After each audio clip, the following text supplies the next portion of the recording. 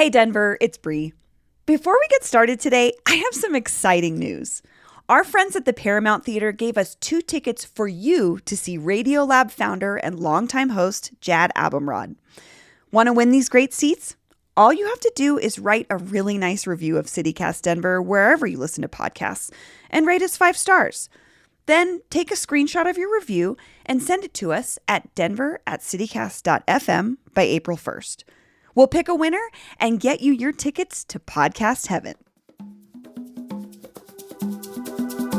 Today on CityCast Denver, a beautiful story about putting humans in homes. Because you don't need to hear the numbers about our overheated housing market.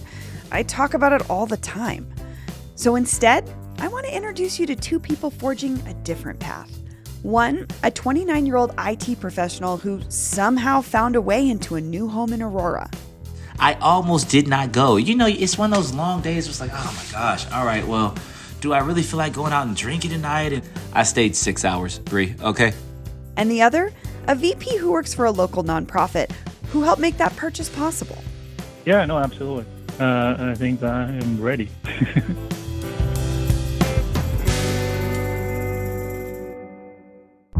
Today is Wednesday, March 9th, 2022. I'm Bree Davies, and this is CityCast Denver.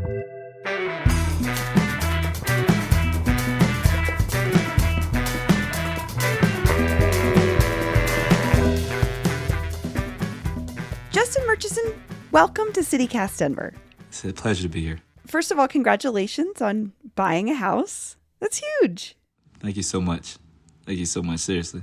Tell me about your house. I mean, I know when I bought a house, I wanted everybody to know all the little details about what it looks like. And Absolutely.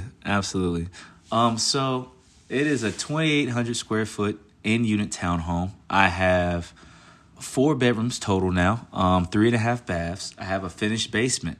And so me and my 2 roommates rented this about 1.5 years, 2 years ago. I think we moved in September 2020. And we loved it so much because we get to have our own space. You know, so one of my rooms, I have my bedroom, and then the other one adjacent to it, I've made like a little den in which I have all my snowboards hanging up, all my, the flags of where I'm from in Virginia, plants, plenty of just open space and lighting. As you can see, I have no lights on right now. This is all just Colorado sunshine. Yeah, and I mean, I just capitalize on that so much, based on where the windows face, so it's this bright the whole day. It sounds like a lovely space. It's a dream come true. I don't have any complaints. And, everybody says it. It's like when everybody has a baby, like, oh, I have the most beautiful baby in the world. I mean, yeah, okay, love that for you. I really do have. I really do feel like I have. I'm cozy, man. Yeah. I'm cozy. So before you even started seriously considering buying this home, was that even on your radar as a possibility? Absolutely not.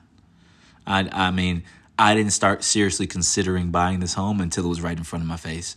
I couldn't have planned this any better. I tell people all the time, the Denver metro area housing market is just so astronomically high. Let's talk about the average price being what? $600,000 for a single family home? Yep, close to. And that's kind of where my question came from, was just like, I understand the daunting nature of this. So being able to do it in this moment was like, how did you come to that? Oh, man. Okay. It's so funny.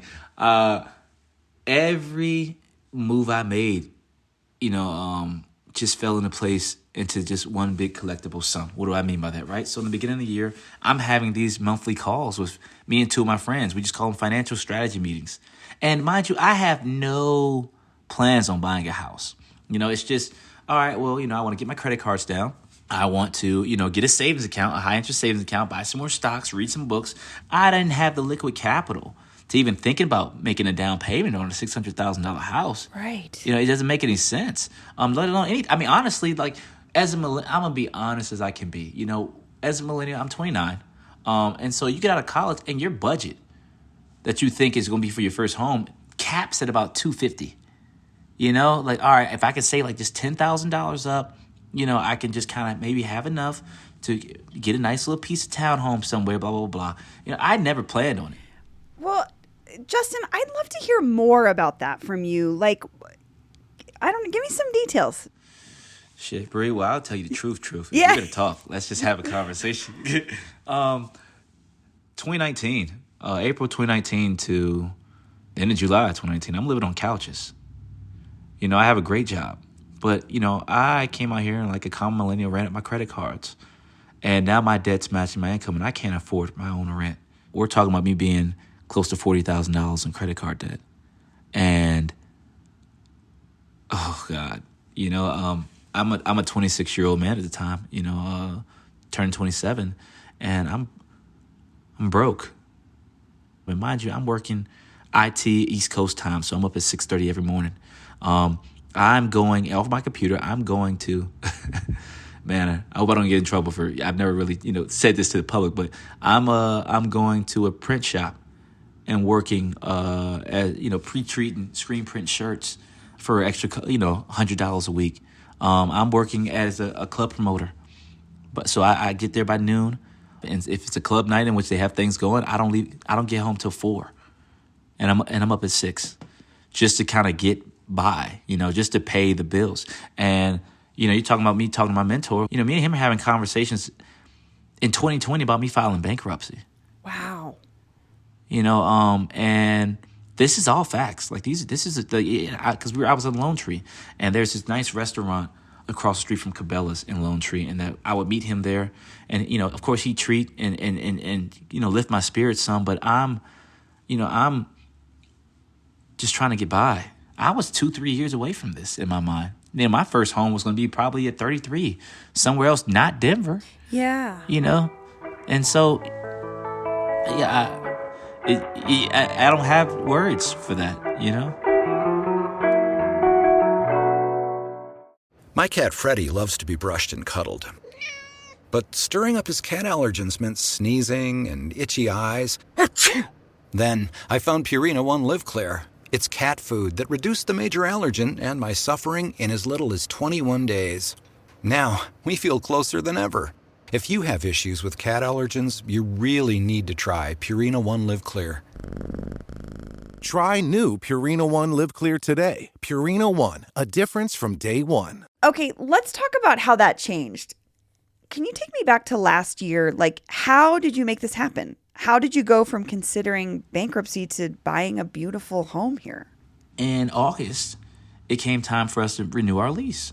And so one of my roommates had a job offer in a different state that he was considering. I didn't know how long I was going to stay here. And so we went into the meeting with the intention to just establish a month-to-month plan, you know, with our landlord and the realtor that was over top of it. And she says, because she loves us, if this group doesn't want to live there anymore, then we might just end up putting the house up for sale. Oh, I'm interested. Tell me more. Don't know how I'm going to fund it. I just want to know about it. Now I just want to know. So we talk about the pricing of it. All right, you know, well, that's cool. Just give me more information. This is August. And then like 3 weeks later, you know, I have mentors here that just, they're game changers, man. I tell you that right now. And one of them was buying another home. They're real estate tycoons. One of them was leaving his house at the moment. He just sold it, and he was going into a larger one. You know, he wanted to actually kind of start his family and so forth. So he was having like a going away party. You know, he's moving 10 minutes away, maybe, but you know, all right. Just a reason to have a party, yeah. Why not? And they're making margaritas and stuff. And then my other mentor walks in and he just says, "Yo, hey, First Bank's giving away money towards down payment. Check it out." I said, all right. We had a couple of drinks. I'm just like, okay. You know, he's not a liar or anything, but I'm just like, yo, we're drunk. Whatever. You know what I mean? Yeah. Monday comes around and he shoots this email to me. And I apologize for the TED Talk. I enjoy the details of the story.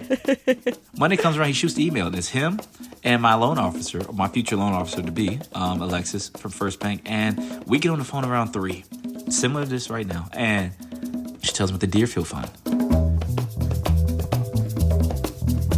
The Deerfield Fund is a down payment assistance program for Black and African American households and families looking to buy a home in the Denver metro area.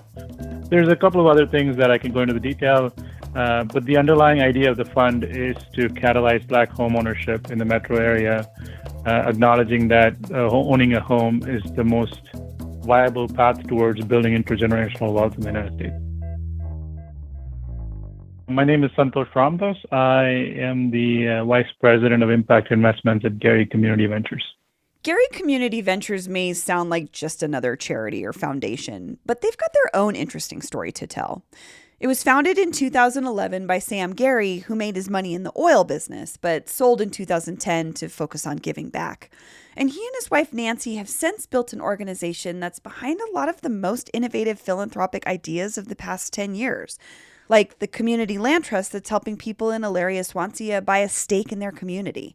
And this new Deerfield Fund, which just launched earlier this year and is a result of the foundation's new focus on closing the racial wealth gap.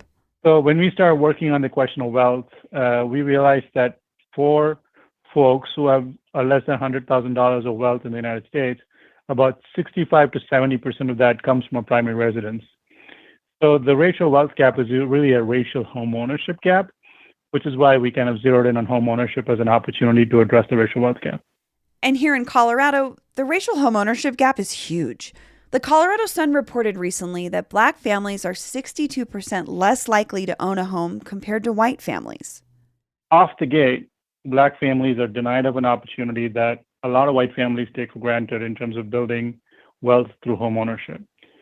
And so what our program enables people to do is to take advantage of this down payment assistance and go buy a home. And ideally, let's say the median family in our program, the median home that they buy is about $330,000. Our hope is over a period of 7 to 10 years, that home is going to be worth about $570,000.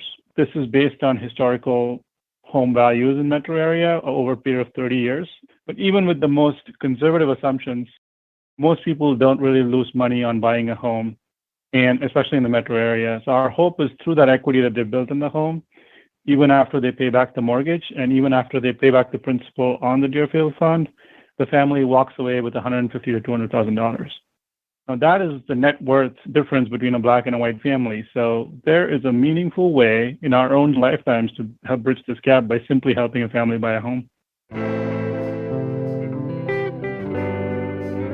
You know, there's no other city in the United States right now where you, as a Black home buyer, aspiring home buyer, can go and get $40,000 of down payment assistance. And when paired with some other down payment assistance programs available, you can get up to $50,000. Now, that's an unprecedented amount of money that recognizes the fact that we need to come up with radical solutions. So I think Denver is kind of the pioneer here, and our hope is like this is going to be, replicated across other cities in the U.S.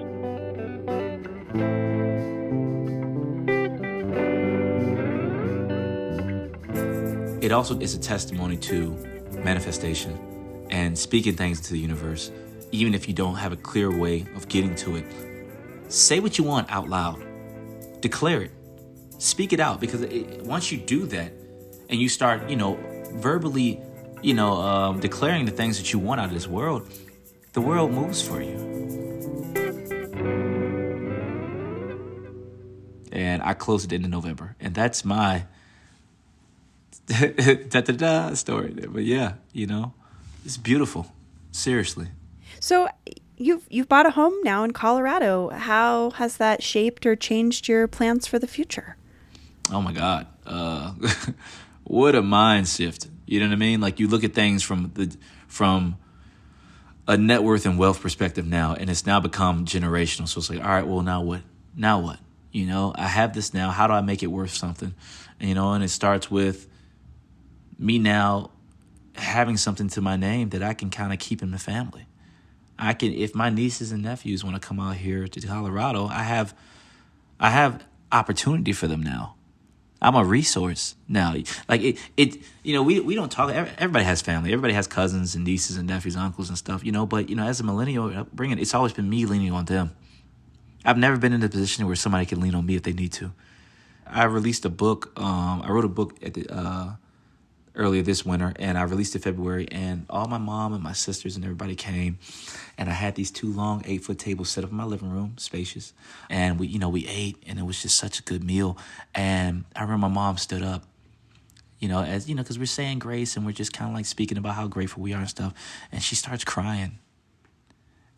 And I mean, that moment, it just, and my nieces are here, my nephew is here, my 2 sisters are here. We have never been all under the same roof in Denver before. Everybody's here at the same time. And this is my nephew's first time, so he's seeing his older uncle And for him to be able to experience that amongst all my friends, amongst, such fellowship, that was a moment for me. I teared up because, I could feel her joy for me. I could feel, I've never said like this, but I felt in that moment, I could finally look her in the eye and just say, job well done. Because everything you instilled in me, I've now put into practice. And it was emotional.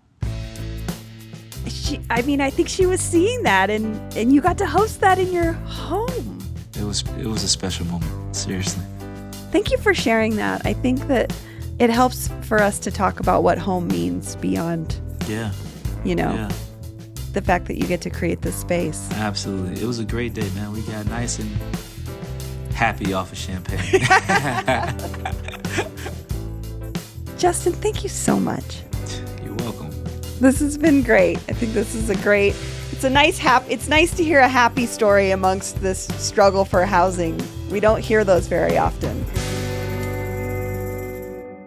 The only thing I would add is I'm a big fan. So, before even I got this opportunity, I'm always an avid listener. So I just want to thank you all for all the diverse views you guys bring and just the snippets of podcasts that I love to listen. So thank you so much.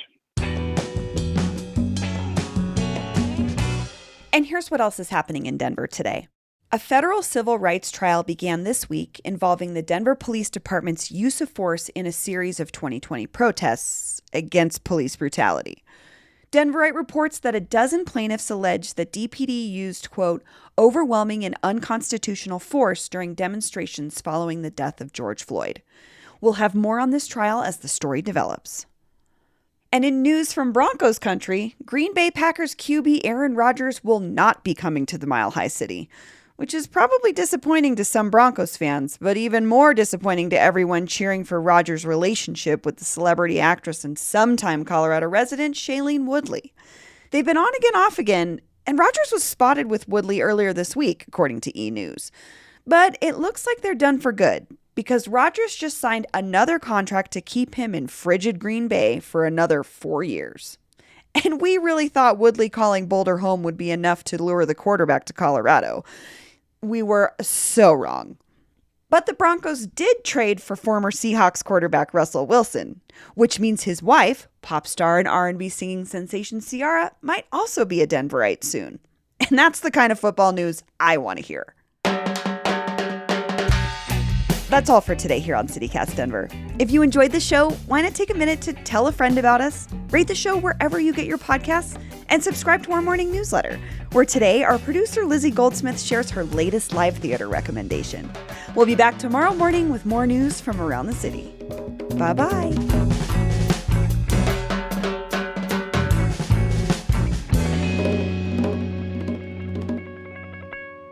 Basketball has super emo guys like Kyrie Irving and super drama dudes.